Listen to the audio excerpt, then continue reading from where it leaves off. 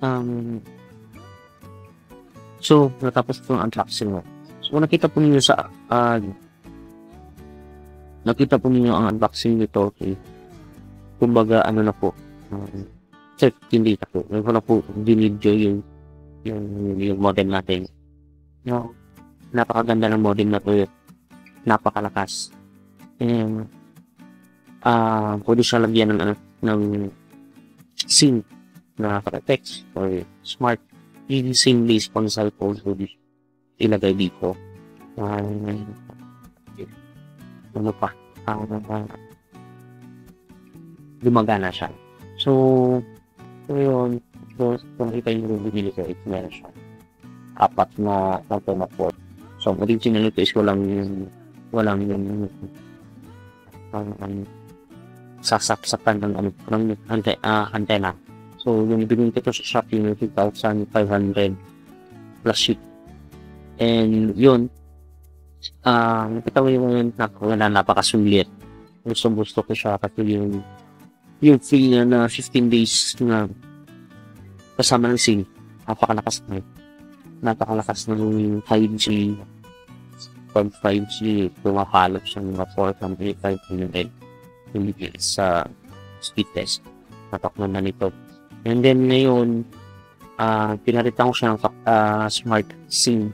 Kasi hindi kaya yung Unifam na 1299 within 1 month. So dito pwede tayo, dito SIM base po dito 3 months, 10 months. So napakasulit ito siya.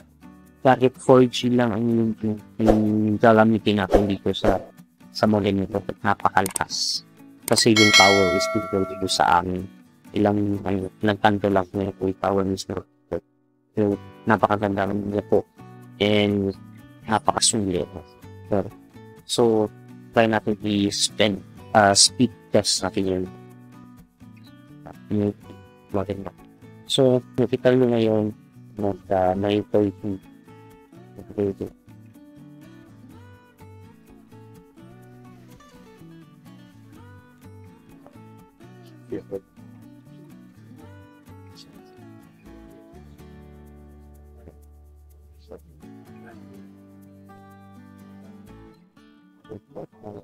Lakas.